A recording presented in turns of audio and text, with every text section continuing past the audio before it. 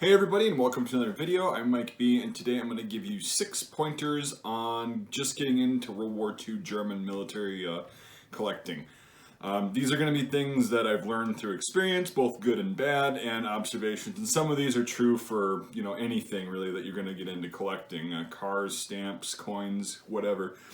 But since everybody seems to have this magical draw towards World War II German stuff, you're gonna have a lot of competition. Just letting you know, that's free advice. That's not even part of the main video.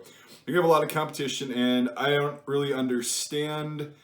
I'll probably make a separate video on the whole my Nazis thing or my Nazi stuff thing, but I'll kind of touch on that in this video a little bit. But nevertheless, it's a very popular thing. It actually only consists of less than 1% of my entire collection. So just take that into consideration. Out of all the stuff you think I have, which to be fair, I do have too much stuff.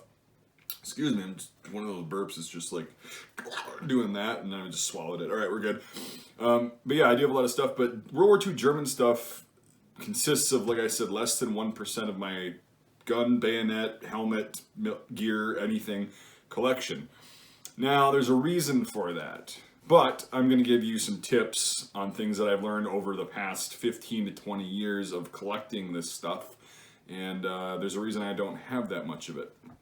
So, with the first pointer, this is going to kind of start out with the obsession part. People have a really weird obsession with Nazi stuff, so it helps to have quite deep pockets if you're going to be getting into World War II German collecting. That's what I meant by there's a lot of competition, and I started this out with that because I need you to understand that right away. I don't understand people's obsession with it. I mean, I get why it would be cool. It's, they were the bad guys, and it's a big part of history, but World War I Imperial German stuff doesn't go for even a fraction of what the World War II stuff goes for. So I'm not sure I really get that, but it is what it is. That's what I'm saying. So be prepared. You better have really deep pockets. So if you're a young guy like I was just a few years ago, not making a lot of money, paying your bills, but you have enough money to go out and party once or twice a week, but that's about it, and you're kind of just living life and you want to get into World War II German collecting, you're not really going to have good luck for the most part. So sorry to burst your bubble, but I'd rather do that than give you a false sense of hope. You're going to have really deep pockets, or you're going to have to be making really good expendable income to where all your bills are paid, you've got enough to stave away, and then you've got extra to spend on whatever you want. That's when you should start probably thinking about getting into this if you really want to. Now, I understand that you really want, you want to get it now because it might be gone later. Just relax. So I'll get to that in a little bit too. So number 2 is a really important one. Stay away from any and all SS stuff. Okay, unless you are one of the few actual experts in the world that can identify everything about every SS item and all the marks and tell you whether it's correct or incorrect. Stay away from it. 99.9% of SS stuff on the earth is fake, or reproduction being sold as a fake, which we'll get into in a little bit. The other 0.1% are either in museums or in private collections. You rarely see legitimate SS stuff on the market. And when you do, and you're able to identify it, if you think you need deep pockets for this stuff, you better have won the lottery and just have fuck you money to be able to spend in order to afford SS stuff that's legitimate. So stay away from it. It's not going to be real. I bought into that when I was a younger guy. I got screwed over on a couple things. Luckily, they weren't big items, but I got screwed over and learned really quick from myself and others that were more experienced and actually had integrity that 99.9% of it's fake. People can age things to make them look real. I'll do an entire video. I'll probably do a series on that eventually, but nevertheless, stay away from SS stuff. 3, this is true with anything you want to get into actually seriously collecting. Spend your first $1,000 on research materials, i.e. books. That's my favorite form of research material because it'll always be there even if the internet doesn't exist and there's no electricity. So books are a great way. If you would prefer the internet and like a PDF or something like that, that's fine too, but make sure you actually get good resource materials. It's up to you to be able to determine that by doing research. If you see a book that's, kind of up your alley, like say you want to get into helmets first, which rightfully so, obviously, I'd love them. do a web search, you know, DuckDuckGo, Google, whatever you want to use, and type in best German helmet reference book and get past the page shill sponsors and maybe go on some forums and then see what really experienced collectors recommend. And a lot of them have written these books. So that's how you kind of do that. Look at reviews and all that stuff. You got to just you got to be proactive about this, right? So you don't want other people doing all your work for you because that's going to ruin a lot of the fun. So yeah, spend your first $1,000 on research materials. That is literally money in the bank, and you will save yourself so much money and so much anger at yourself and others for getting screwed over because you didn't want to spend the money on the research first and do the research first before you impulse bought something. That is true with anything you're going to start collecting that's very popular, okay? And also with that, number 4 is, like with anything else, learn to be patient.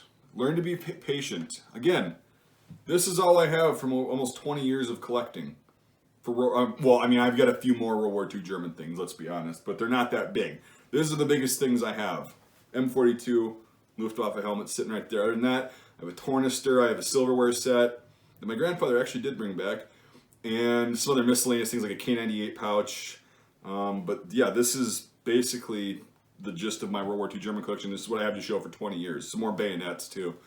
So be patient. I've been patient on all of these, and I've actually gotten what I think are really good deals on all of these items. So patience pays off. That's true again for anything. And that's part of the hunt is the most fun part of collecting anything, right? And with this, being patient, make sure instead of impulse buying stuff over and over and over again, little stuff and just impulse buying whatever just to have it, what you can do instead is squirrel away that money, right? So you have the cash on hand when you find a helmet for going for half of what it's actually worth on the market because somebody wants to get rid of it and they whatever, or whatever you stumble across at a yard sale and stuff.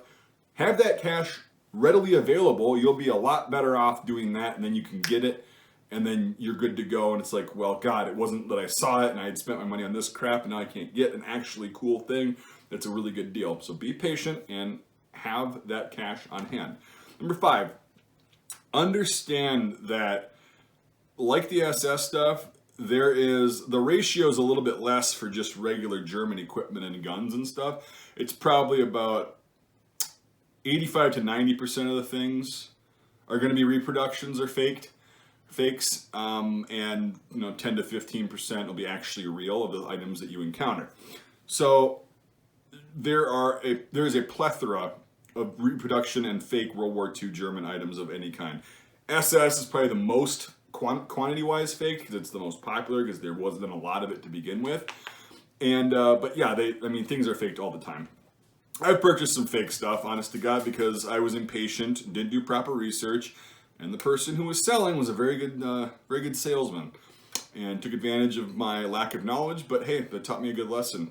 That one I got screwed on. It was a belt buckle, and I was younger, and I spent literally almost all the money I had on it. Come to find out, it is a post-war fake, and it had flaws in it and all that stuff. So that was one example of when I was younger and stuff. So understand that most of the stuff you're going to encounter is fake. And when in doubt, if you cannot verify something is real yourself, just pass. It's better to do that than run the really good risk of getting a fake item and screwing yourself out of quite a bit of cash and having to deal with that, that pride. You buy something for $100, you're only able to get $10 out of it. It's not a good feeling. I've been there, done that. So understand that if you cannot verify it, it's probably fake. Trust your instincts, right? Even if you're new at it, if you don't know something 100%, just pass. It's better to do that. You'll pass a lot more fakes than you will real stuff, so just be aware of that, a little peace of mind. Number 6 is kind of going back to the beginning of the video, and this is the final point. You have a ton of competition, okay? Thus the deep pockets being necessary. My honest to God advice is to not start with World War II German collecting as your primary focus. And it's not just because I don't want to have more competition. Obviously, I don't have that much World War II German stuff, so I really don't care. What I'm saying is I don't have a lot of this stuff because there is a ton of competition, right? And I would advise that you start out with something else, like start with Cold War stuff. Cold War stuff is really historical, and it's going to be really going up in collector's value in a few years when it's no longer surplus. It's a very significant portion of world history, and it's still affordable. And then it would also give you the hang of collecting, of doing research on things. The hunt, where to find things, where and how much to pay for them, and all that stuff. Doing research on that stuff, it'll get you in the door and kind of more familiar with the collecting process. So eventually, someday, when you do get to the World War II German stuff, you'll be a lot better at collecting, because there actually is a bit of a skill and finesse required to not totally just screw yourself and buy everything and then, yeah. So anyway, those are the tips, little advice. If you want to see this stuff really quick, I'll just show you really quick. This I actually got for nothing. I got it for being honest with the guy. He was getting some stuff appraised on a forum that his father had brought back from the Second World War, one of which being a mint condition Luftwaffe officer's hat. And people were lowballing him because they wanted to get a deal. And I said, honestly, I private messaged him. I said, honestly, that hat's worth probably $1,300 to $1,500 in that condition. And he says, I appreciate you being honest. And then he checked with a couple other very well-known experts, and they were like, yeah, that's about the price range. So he goes, I really appreciate you being honest. Give me your address. I was like, okay. And this guy was reputable and all that stuff. So he ended up sending me this, which is a German coastal artillery army belt buckle, which is kind of hard, but that paint is very specific. His father brought this back too, but he said, hey, thanks for being honest. So being honest does pay off. I have a video on this from a couple years ago. I won't spend that much time on most of these, because most of these I just bought, but that was a cool story. My other Luftwaffe helmet's a cool story too, but I'll explain that in a different video. This I just recently got. I rolled the dice and paid $5 at an auction because that's about what a reproduction costs. Turns out it's real. There's a really easy way to tell that. Most of the time, at least the ribbon's real. And it's really hard to tell a fake, but the quality looks fine, so I'm going to assume this is real. They're not worth a lot, but $5 for me was fine. The thread, if you do a burn test, modern threads are made of nylon or polyester, some kind of synthetic material. They'll melt. This just burned like cannon fuse and was gone. So it's cotton. It's either a very old reproduction or it's real. Again, not really worth the time and effort. I'll just say it's real for my sake. Not one of those really high valuable items. If they're real, they're worth 20 to 30 bucks. So there were a lot of them made. This I got in an auction recently, the M42, no decal. That was a fun thing. This I got from a YouTube viewer who was kind enough to work out a deal with me. I ended up restoring this, so go check out those two videos. And then I claimed to do a ballistic test on it, but I really didn't.